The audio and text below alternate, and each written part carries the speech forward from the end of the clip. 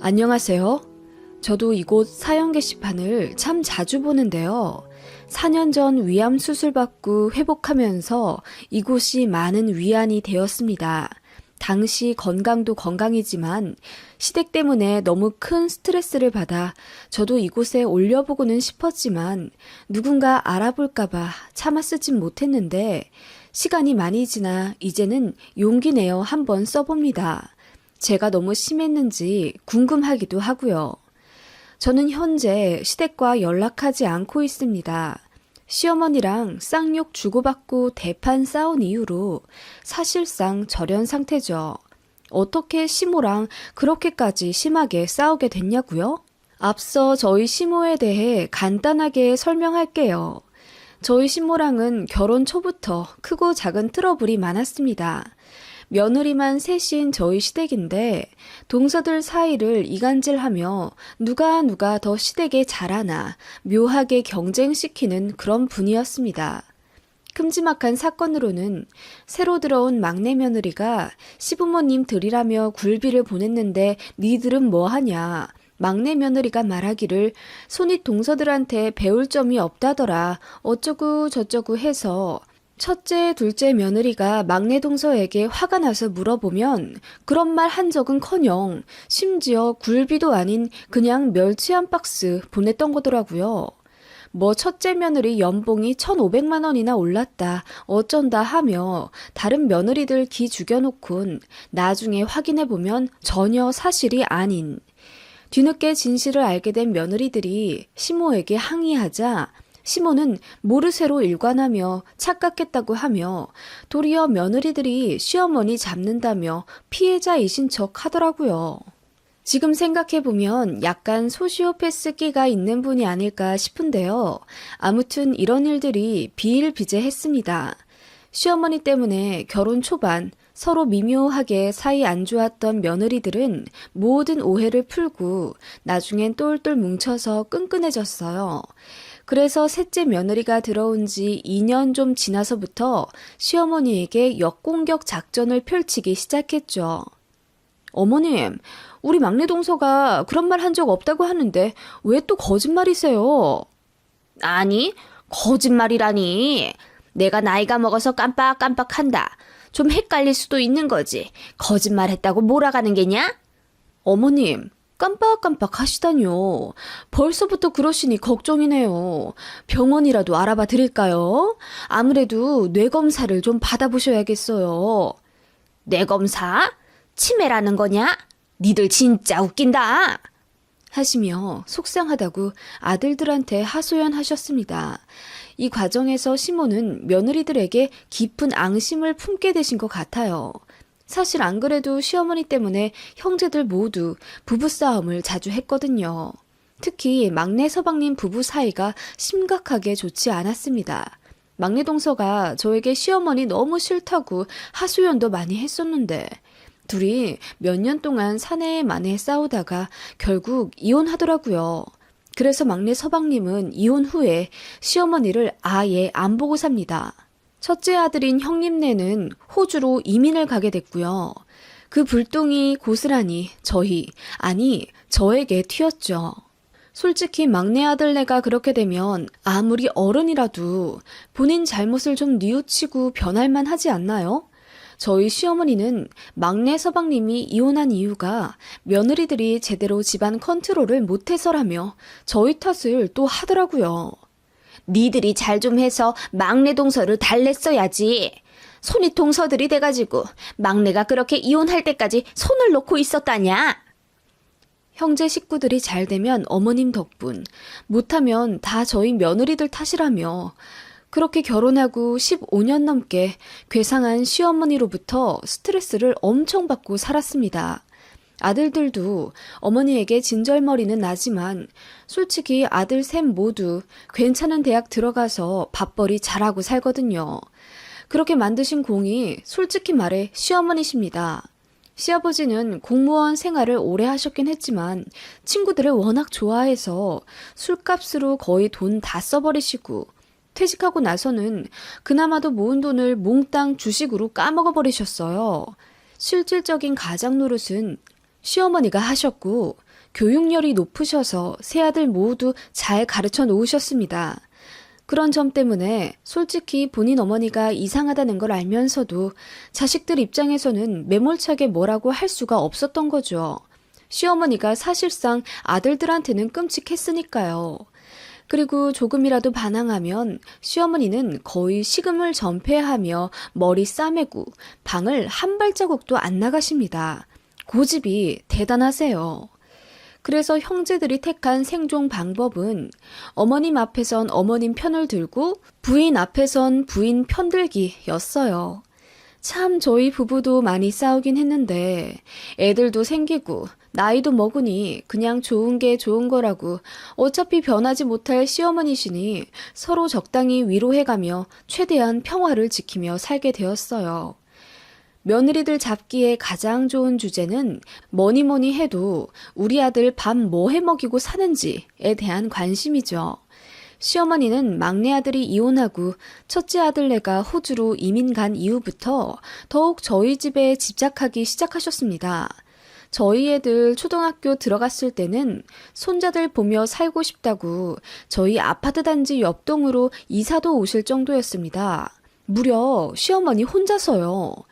저 몰래 부동산 왔다 갔다 하시더니 저희 아파트 단지 제일 작은 평수에 전세로 들어오셔서 4년이나 살다 내려가셨습니다.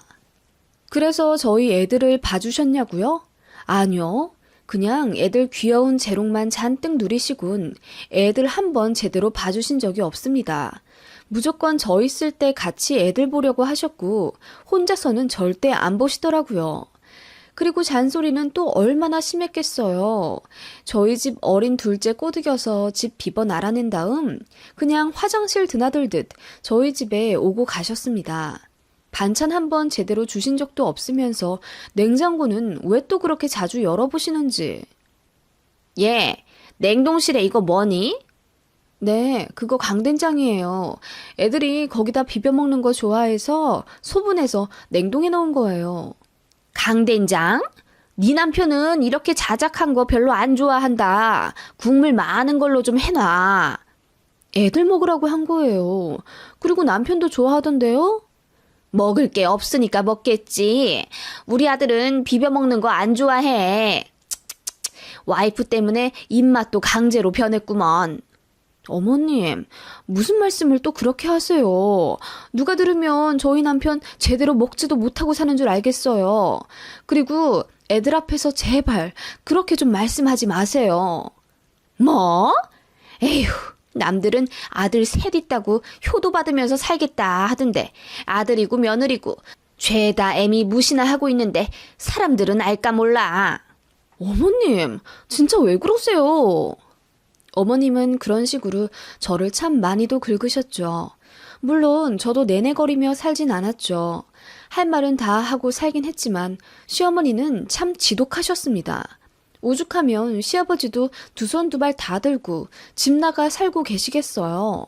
두 분은 저런 상태세요. 따로 사십니다. 남편도 그런 시어머니 때문에 제가 힘들어 한다는 걸 잘 알고 있었고 되도록이면 제 편을 들어주려고는 했죠. 가뜩이나 애들이 머리가 커지기 시작하면서 본인 할머니가 괴팍하다는 사실을 인지해갈 정도였으니까요. 시간이 점점 흐르면서 시어머니는 본인이 외톨이가 되었다는 걸 철저하게 느끼시곤 더욱더 심술을 부리시곤 했어요. 어느 순간 그 타겟이 오롯이 제가 된 것 같더라고요. 결혼 생활하며 시간이 지날수록 저도 어머님께 할 말 다 하고 살고 이따금 전화도 안 받았거든요. 그리고 명절에 저한테 헛소리하며 또 속 긁으시면 그냥 그 자리에서 일어나서 집에 온 적도 있어요. 애들도 남편도 두고 저 혼자. 솔직히 십수년 동안 별 사건이 다 있었는데 어머님이라고 저를 좋아하시겠어요? 미운 정도 아니고 그냥 제가 미우신 것 같더라고요. 그래도 남편이랑 애들 덕분에 이혼 생각까지는 하며 살진 않았지만 시어머니로부터 시집살이를 겪으면서 받은 스트레스는 정말 무시 못했습니다. 그러던 어느 날 심한 복통으로 병원에 가게 되었고 평소처럼 그냥 위염이려니 하고 약만 받고 가려다가 어떻게 하다 보니 위 내시경까지 받게 되었습니다. 그 결과 위암 진단을 받게 되었죠. 중학생, 초등학생인 저희 아이들이 제일 먼저 생각나더라고요. 그래도 그나마 천원인 것은 암 형성 초기에 발견되었다는 사실이고 수술로 어느 정도 긍정적인 치료를 기대할 수 있다는 것이었습니다.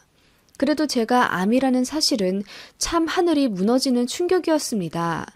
가족력도 없었기에 저희 친정 역시 난리가 났었죠.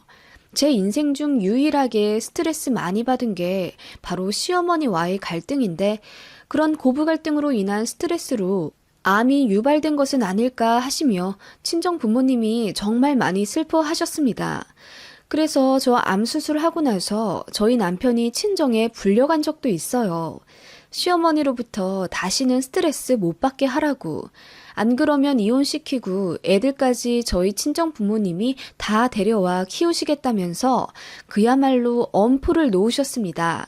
남편도 눈물로 후회하며 그동안 일에 바빠 은근히 저와 시어머니와의 상황을 외면했던 지난날을 사과했어요. 미안해. 내가 중간에서 더 잘했어야 했는데 정말 미안해. 됐어. 암 걸린 게 꼭 어머님 때문이라는 증거도 없는데. 아니야. 당신 우리 엄마 때문에 스트레스 많이 받아 했잖아. 내가 정말 미안해. 이제부터 정신 똑바로 차리고 중간 역할 잘할게. 나 믿어줘. 그러니까 수술 잘 받고 이제부터 더 건강해지자. 남편은 그렇게 앞으로 평생 제 편이 되어주겠다며 눈물로 약속했고 저는 암 진단 받은 그 다음 주에 바로 입원해 검사받고 수술을 받게 되었어요. 펫CT 찍어서 다른 곳 전이된 사실 없다는 것까지 확인한 뒤 그렇게 수술 잘 마치고 열흘 만에 집에 돌아왔습니다. 그래도 수술은 수술인지 온몸에 기력이 하나도 없고 너무 힘들더라고요. 며칠 동안 내내 굶다 미음 조금 먹기 시작했으니까요.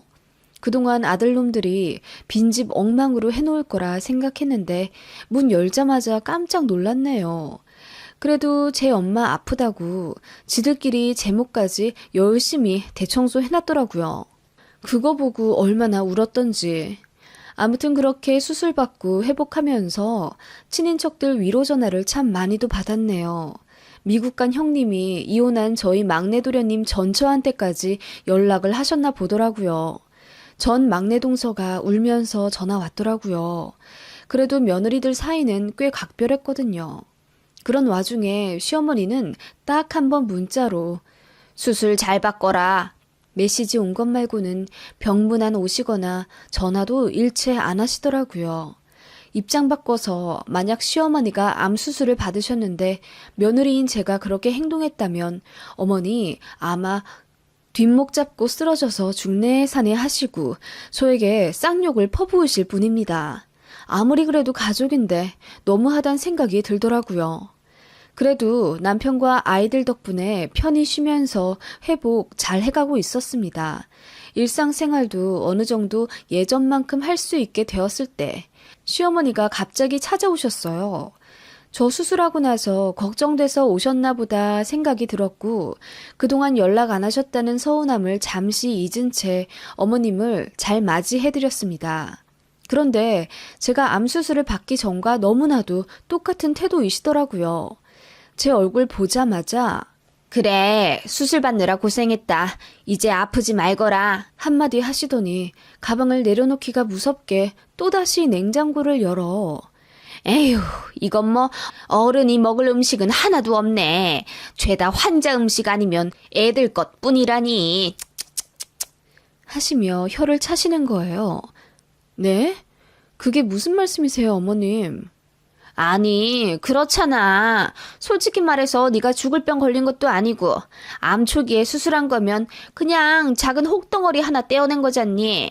네가 항암을 해서 힘이 쭉 빠져 기어다니는 것도 아닌데 아법 먹을 건 좀 잘해줘야 하지 않겠니? 네? 어머님, 제가 초기였던 건 맞지만 그래도 암 수술이었고 이제 겨우 죽 조금 소화시켜요. 그러니까 진작 네가 몸 조심했어야지. 대번 전처럼 호통치시는 시어머니였습니다. 그리고 아무렇지 않게 소파에 누우시더니 애들 오는 거 보고 저녁까지 먹고 가겠다며 눈을 붙이시더라고요. 저더러 저녁까지 차리라 이거였죠. 저녁은 무슨 아직 기력이 딸려서 애들 밥도 제대로 못 챙겨주는데 제가 이 와중에 시어머니 저녁상까지 차려드려야 하나요? 그냥 문 쾅 닫고 안방 들어가 누웠습니다. 거실에서 뭐라 궁시렁거리시는 소리가 들리면서 현관문 크게 닫히는 소리가 들리더라고요. 나가셨더라고요. 그 일이 엄청 화가 나셨는지 시어머니는 집에 돌아가시자마자 문자로 저에게 막 뭐라 퍼부으시더라고요. 아프다고 시애미도 안 보이는 싸가지 없는 며느리라면서 집에 돌아오는 길에 얼마나 울었는지 앞이 안 보여서 넘어졌고 무릎에 피가 철철 난다 어쩌고 저쩌고. 그렇게 아프신데 문자는 어떻게 그렇게 길게 쓰셨는지 그냥 답장도 안 하고 남편에게 넘겼습니다. 남편은 문자 보자마자 얼굴이 벌개지며 바로 시어머니에게 전화하며 제발 그러지 좀 말라고 화내더군요. 그러면서 이제 집에 오지 마시라고 큰 소리 치면서 남편이 끊었고 그렇게 그날은 마무리된 듯 했습니다. 그런데 며칠 뒤 정말 황당한 사건이 일어나죠. 시어머니가 웬일로 저에게 택배 보냈으니 잘 챙겨 먹으라는 문자를 보내시더라고요. 그리고 이튿날 정말로 무거운 아이스박스가 하나 도착했습니다. 어머님이 웬일인가 싶었고 드디어 본인이 너무 하시단 걸 깨달으셨나 하는 생각이 들었어요. 이렇게 저 챙겨주신 적 처음이었거든요. 아이스박스를 열어보는데 뭔가 매캐한 냄새가 나더라고요. 이게 뭔가 하고 활짝 열어본 후 저는 깜짝 놀라 입이 다물어지지 않았습니다.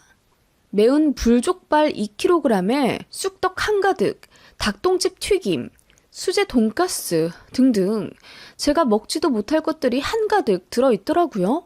어쩜 귀신같이 맵고 기름지고 소화 안 되는 것만 골라 넣으신 건지 너무 황당하고 소름이 끼쳐서 손이 덜덜 떨리더라고요. 저에게 온 택배가 맞나? 혹시 옆집으로 가야 할 택배를 잘못 연 것은 아닐까 싶어서 택배 송장까지 다시 확인할 정도였습니다. 이윽고 분노가 치밀어 올랐고 시어머니에게 바로 전화했습니다. 어머님, 이 택배 저 먹으라고 보내주신 거예요? 받았니? 잘 받았다는 인사를 너는 이렇게 앙칼지게 하니? 네? 위암 수술하고 한 달도 안 된 저한테 매운 불족발을 먹으라고 보내신 게 정말 맞다고요? 그래, 그거 포장한다고 고생했는데 안 터지고 잘 갔지? 어머님, 진짜 해도 너무하신 것 아니에요? 제가 참다 못해 소리를 질렀습니다. 그러자 시어머니도 똑같이 소리를 지르시며 본인이 뭘 잘못했냐고 되려 따지시더라고요. 그리고 덧붙이는 말이 내가 너 먹으라고 보낸 거랬니? 잘 챙겨 먹이라고 보낸 거잖아, 네 남편. 우리 아들 스트레스 받을 때 꼭 맵고 짠 거 먹으면서 푸는데 너 간호한다고 맛도 없는 맹맹한 밥 먹는 게 안쓰럽지도 않아? 그래서 내가 좀 챙겨 먹이라고 보냈다. 야, 너는 네 남편이 잘 챙겨주잖아. 그래서 난 내 아들 챙긴다. 왜? 그 말에 제가 어머님이 보내신 문자를 다시 확인했어요. 네, 어머님 말대로 잘 챙겨 먹어라가 아니라 잘 챙겨 먹여라 였더라고요. 제가 잘못 본 거였더라고요. 더 열받았습니다. 미음에서 죽으로 넘어간 지 얼마 되지도 않아 아직 기력도 없는 제가 남편 간호받으며 편히 있는 게 그렇게 눈꼴 시려우셨던 걸까요? 워낙 전적이 화려한 시어머니라 그런지 저 엿먹이라고 일부러 보낸 게 확실하다는 생각이 들었습니다. 어머님, 이딴 택배 보내니 즐거우세요? 뭐? 이딴 택배? 남도 이렇게는 안 하겠어요. 네? 아니, 이번 기회에 그냥 남 하시는 거 어떠세요? 뭐? 인연이 보자 하니까 네 천박한 친정에서 그렇게 가르치디? 어? 어떻게 시애미한테 그렇게 말을 처하고 지랄이야? 뭐라고요? 그래, 우리 친정에서 가르쳤다. 인간 같지도 않은 것한테 인간 취급하지 말라고 우리 현명한 친정엄마가 늘 하신 말씀이다. 왜? 뭐? 인연이 미쳤나? 미쳐서 지랄하는 건 당신이야. 왜? 또 아들한테 전화해서 울고불고 며느리 때문에 못 살겠다 엉엉 울어보셔. 당신 아들 이제 눈도 꿈쩍 안 할걸? 뭐? 이게 암 걸렸다고 아주 상전 납셨네. 내가 우리 아들한테 전화해서 너랑 당장 이혼하라고 해야겠다 아주. 그래요. 남편 오면 내가 물어보죠 뭐. 이 불족발이랑 저 둘 중에 하나 고르라고 해야겠어요. 남편이 어머님 선택하면 남품 반품하고 나를 선택하면 이 쓰레기 같은 불족발 바로 어머님한테 반품할게요. 제가 그렇게 전화를 끊어버렸어요. 결혼하고 처음으로 어머님한테 이렇게 질러본 거였거든요. 상상만 하던 일인데 진짜로 이렇게 내질러버리니 속이 다 시원하더라고요. 10몇 년 동안 쌓였던 게 확 내려가는 기분이더라고요. 그날 남편한테 제가 택배 보여주니 남편이 소스라치게 놀라며 본인 엄마지만 진짜 미쳤다고 하더라고요. 그러더니 시어머니한테 전화해서 있는 소리 없는 소리 다 질러가며 다신 연락하지 말라고 연 끊는다고 하더군요. 네, 그리고 그 불족발 가득 들어있어 쳐다보기도 싫었던 택배는 고스란히 시어머니 집으로 반품해버렸어요. 한여름이라 다 상해서 도착했겠죠. 시어머니도 자존심 상했는지 그 이후로 연락 없고요. 저도 아예 차단해버렸어요. 그 이후로 그 심술보 가득한 얼굴 안 봐서 좋고 그동안 뭐 때문에 그렇게 참았는지 제 자신이 한심하더라고요. 저 하나 참으면 모두가 평화롭다는 생각에 최대한 참고 살았는데 그럴 필요가 없었다는 걸 너무 뒤늦게 알게 되었습니다. 지금은 남편과 아이들 덕분에 건강관리 잘했고 주 3일 운동도 다니면서 이전보다 더 활기차게 생활하고 있습니다. 아직 산정 특례자이지만 조금만 더 있으면 완치 판정 받네요. 시어머니는 가족들 아무도 연락이 안 닿아 혼자 외롭게 지내신다고 하더라고요. 저도 시고모님께 들은 바예요. 저더러 좀 가보라고 말씀하신 게 아니라 시고모님도 시어머니한테 당하신 게 많아서 꼬시다는 뉘앙스로 저에게 전해주신 거고요. 아무튼 이런 일이 있었습니다. 집집마다 사연 하나씩은 다 있다지만 저희 집이 좀 스펙타클한 것 같기도 하네요.